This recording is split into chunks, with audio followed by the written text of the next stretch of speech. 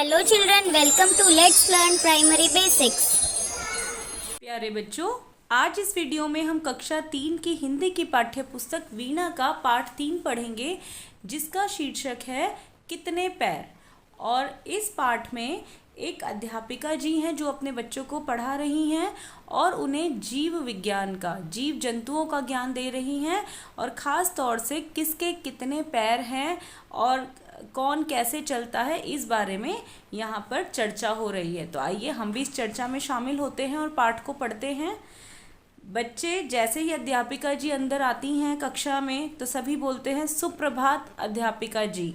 सुप्रभात का मतलब गुड मॉर्निंग। अंडरलाइन मैं हमेशा करती हूँ, अगर आप वीडियोस हमेशा देखते हैं तो आप भी ऐसे ही इनके मीनिंग साथ के साथ लिख सकते हैं, ताकि जब आप खुद पढ़ेंगे तो आपको बहुत अच्छे से इनका मतलब आता होगा और आप मतलब खुद भी समझ पाएंगे। तो बच्चों ने कहा सुप्रभात अध्यापिका जी। अध्यापिका जी का मतलब जैसे हम मैम बोलते हैं, और सुप्रभात का मतलब गुड मॉर्निंग। तो ये एक तरीके से गुड मॉर्निंग मैम बोल रहे हैं और हिंदी में सुप्रभात अध्यापिका जी। तो अध्यापिका जी जवाब दे रही हैं, सुप्रभात बच्चों, आज हम धरती पर रहने वाले जीवों के पैरों की संख्या की बात करेंगे। संख्या यानी नंबर कि कितने होते हैं। तो जितने भी जीव जंतु पृथ्वी पर रहते हैं उनके बारे में बात करेंगे। जीवों के पैरों की संख्या 0 से लेकर कई 100 तक भी हो सकती है। 0 का मतलब होता है 0। तो जो जीवों के पैरों की संख्या है वो 0 मतलब 0 भी हो सकती है और कई 100 तक भी हो सकती है। अच्छा, कोई बता सकता है किस जीव के पैर नहीं होते? तो सबसे पहले अध्यापिका जी ने 0 से शुरुआत की है और बच्चों से पूछा है कि क्या कोई बता सकता है किस जीव के पैर नहीं होते? तो श्याम ने जवाब दिया, जी हाँ अध्यापिका जी, मुझे पता है। बरसात में मैंने बहुत केंचुए देखे हैं, उनके पैर नहीं होते, वे पेट के बल सरकते हैं। तो जो केचुए होते हैं बरसात में बहुत गिलगिले से जो आपको आसपास दिखाई देते हैं, वो अपने पेट के बल सरक सरक कर चलते हैं और उनके पैर नहीं होते। और अगर आप जानते होंगे सांप भी पेट के बल सरक कर चलता है, सांप के भी पैर नहीं होते। आगे बढ़ते हैं। अध्यापिका जी ने कहा, बहुत ठीक, अब कुछ 2 पैरों वाले जीवों की बात करेंगे। 2 पैरों वाले जीवों को द्विपाद कहते हैं। यहाँ पर ये जो शब्द है द्विपाद, ये कुछ ऐसे बना है। द्व का मतलब होता है 2 और पाद का मतलब होता है पैर। तो जिस जीव के 2 पैर होते हैं उन्हें द्विपाद कहते हैं। तो मनुष्य के अतिरिक्त आप और कोई द्विपाद बता सकते हैं? तो मनुष्य तो सबको पता है, हम भी मनुष्य हैं, हमारे भी 2 पैर हैं, इसीलिए हमें भी द्विपाद कहा गया है। तो इसके अलावा क्या कोई और जीव है जिसके बारे में आप बता सकते हैं? अब दूसरे बच्चे रमेश ने जवाब दिया, क्यों नहीं, सारी चिड़ियाँ द्विपाद होती हैं ना अध्यापिका जी। अब यहाँ पर चिड़ियाँ कहा गया है, तो चिड़िया का बहुवचन, बहुत सारी चिड़िया जब बोलते हैं तो वो चिड़ियाँ हो जाती हैं। और यहाँ पर चिड़िया का अर्थ सभी पक्षियों से है कि सभी पक्षियाँ, जो सभी पक्षी होते हैं वे द्विपाद होते हैं। और वो पूछ रहा है ना अध्यापिका जी? तो अध्यापिका जी ने जवाब दिया, बिल्कुल सही कहा रमेश। अब हम यदि पशुओं की बात करें तो यह बताइए कि आपने कभी किसी ऐसे पशु का नाम सुना है जिसके 2 ही पैर हैं? तो अब पक्षियों के बाद बात आई पशुओं की, और पशुओं का मतलब होता है जानवर। पशु जिसे हम जानवर भी कहते हैं। तो उन्होंने पूछा कि क्या कोई ऐसा पशु है जिसके 2 ही पैर हैं? तो अब सविता अपने अनुभव के बारे में बता रही है। जी हाँ अध्यापिका जी, मेरी माँ एक दिन मुझे ऑस्ट्रेलिया देश के विषय में बता रही थी और उन्होंने मुझे वहाँ पाए जाने वाले एक द्विपाद पशु का चित्र दिखाया था जो 2 पैरों पर कूद कूद कर चलता है, किंतु मैं उसका नाम भूल गई। अब सविता ने कहा कि उसकी माँ ने उसको एक 2 पैरों पर चलने वाले पशु का चित्र दिखाया था, लेकिन वो बताया कि कूद कूद कर चलता है, लेकिन उसका नाम वह भूल गई है। और वो जो चित्र दिखाया था वो ये वाला चित्र था, और मुझे आशा है आप चित्र देखकर पहचान गए होंगे इसका नाम क्या है। आगे बढ़ते हैं। रजनी ने क्या बताया, पढ़ते हैं। हाँ हाँ, मैंने भी उस द्विपाद पशु के विषय में एक पुस्तक में पढ़ा था जो मैं पुस्तकालय से लाई थी। यहाँ पर पुस्तकालय का मतलब होता है लाइब्रेरी। पुस्तक का आलय, पुस्तकों का घर, जहाँ पर पुस्तकें रखी जाती हैं उसे हम पुस्तकालय बोलते हैं। और आप भी अपनी लाइब्रेरी में जाकर ज़रूर किताबें पढ़ते होंगे। तो रजनी ने बताया कि मैंने भी उस द्विपाद पशु के बारे में एक पुस्तक में पढ़ा था और मुझे उसका नाम भी याद है, उसे कंगारू कहते हैं। उसके पेट पर एक थैली भी होती है जिसमें वह अपने बच्चे को साथ ले जाता है। तो आप यहाँ पर अगर चित्र में देखेंगे, कंगारू के पेट पर एक थैली जैसी बनी होती है और उस थैली में वो अपने बच्चे को रखता है और कूद कूद कर चला जाता है। आगे बढ़ते हैं। अब अध्यापिका जी बहुत खुश हो गई। वाह वाह, आप सब बच्चे बड़े बुद्धिमान हैं। और बुद्धिमान का मतलब होता है इंटेलिजेंट, समझदार। आप यहाँ पर मतलब लिख सकते हैं पेंसिल से अंडरलाइन करके। आपके पास मेरे सभी प्रश्नों के उत्तर हैं।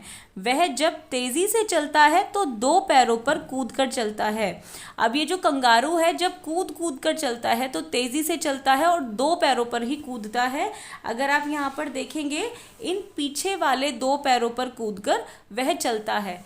लेकिन जब वह धीरे धीरे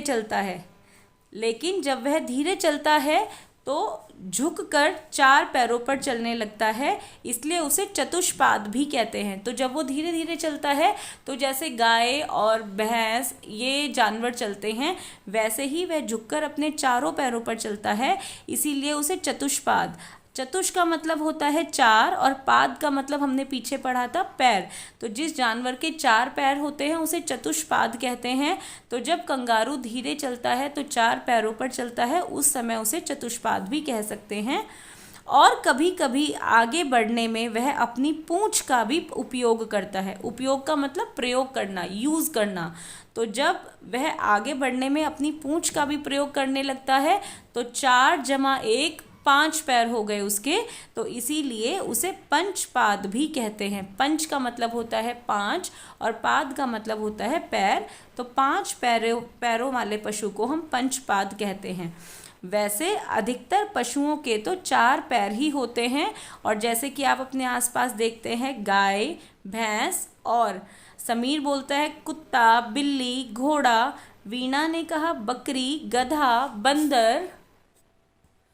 आगे रफ़िया ने कहा मेंढक, ऊदबिलाव, घड़ियाल।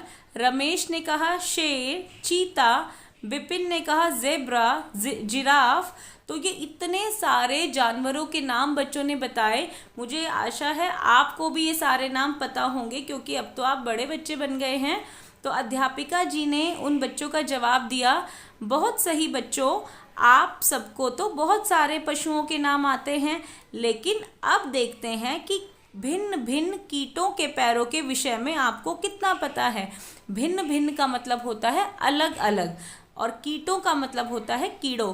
कीड़े मकोड़े आपने आसपास अपने देखे होंगे, चींटी, मच्छर, मक्खियाँ, ये सब कीड़े होते हैं, इसीलिए इन्हें कीट बोलते हैं।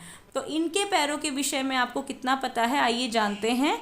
आप सभी ने चींटे और चींटियाँ तो देखी ही हैं, बताइए उनके कितने पैर होते हैं।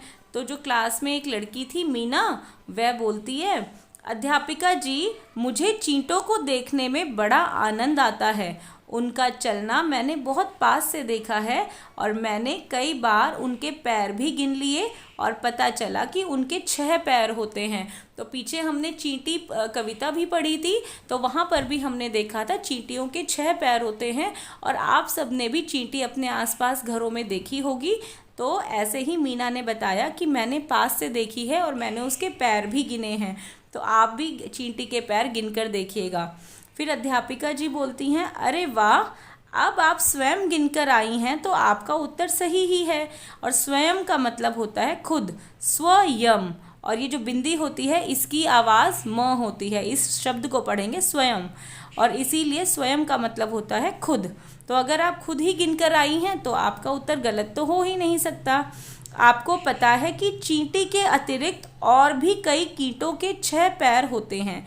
अतिरिक्त का मतलब अलावा, कि चींटी के अलावा और भी कीड़ों के 6 पैर होते हैं, जैसे मक्खी, भंवरा और राम ने बोला तितली, सिमरन ने कहा झींगुर। तो अध्यापिका जी ने जवाब दिया, शाबाश बच्चों, बहुत सही कहा।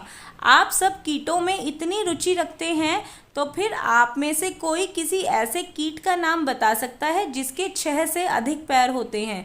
अब अध्यापिका जी ने पूछा है कि 6 से अधिक पैर कौन से कीड़े के होते हैं, कौन से कीट के होते हैं।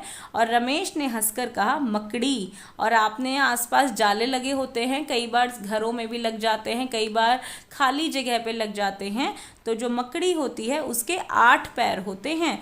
तो सविता ने कहा, हाँ, मकड़ी के तो 8 पैर दिखाई देते हैं जब वह जाले पर चलती है। तो मकड़ी जो है कुछ इस तरीके का जाला बनाती है और यहाँ पर आप देख पाएंगे कि मकड़ी के 8 पैर होते हैं।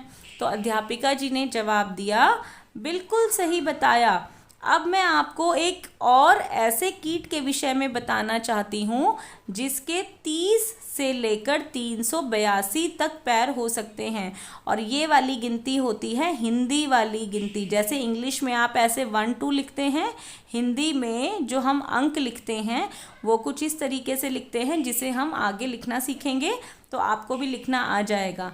तो जिस कीट के विषय में, जिस कीट के बारे में अध्यापिका जी बता रही हैं, उसके 30 से लेकर 382 तक पैर हो सकते हैं। अर्थात 15 जोड़ी से लेकर 191 जोड़ी तक पैर हो सकते हैं। सोचिए आप, 191 कितने ज़्यादा पैर होते हैं। और इस अद्भुत कीट का नाम है कनखजूरा। अद्भुत का मतलब होता है अनोखा। तो आप देखिए, कनखजूरे के 30 से लेकर 382, मैं यहाँ पर लिख देती हूँ 30 और यहाँ पर इसको लिखते हैं 382। अब आप सोचो कितने सारे पैर होते हैं इस कनखजूरे के। आप में से किसी ने कनखजूरा देखा है? सब विद्यार्थी कहते हैं नहीं। तो अध्यापिका जी उन्हें बता रही हैं, वास्तव में घरों में इनका मिलना कठिन है। कठिन का मतलब मुश्किल। ये अधिकतर ऐसे स्थानों में रहते हैं जहाँ सीलन और अंधेरा हो। तो कई बार घर हम कई दिनों के लिए बंद कर देते हैं, तो बारिश के दिनों के बाद सीलन हो जाती है। तो ऐसी जगहों पर जो कनखजूरा है वह पाया जाता है। जैसे गीले पेड़ों के तनों के अंदर या गीली घास या पत्तों के ढेर के नीचे। पर सोचने की बात यह है कि इतने सारे पैरों वाला कैसे चलता होगा। तो अब आप भी सोचिए कि इतने सारे पैरों को एक साथ चलाना और किस तरीके से आगे बढ़ना। कनखजूरा वास्तव में बड़ा ही अद्भुत कीट है। और ये जो पाठ है कितने पैर, इसकी जो लेखिका हैं वे हैं मंजुल भार्गव। और आपको सभी के लेखक और कवियों के नाम पता होने चाहिए। तो मंजुल भार्गव जी ने इतनी अच्छी जानकारी देते हुए हमें ये इतना अच्छा पाठ हमारे लिए लिखा है। तो अभी अगली वीडियो में हम इसके प्रश्न उत्तर और पुस्तक का अभ्यास कार्य करेंगे। तब तक आप इसको एक बार पढ़कर समझिए। तो till the next video, keep learning, stay healthy, bye bye.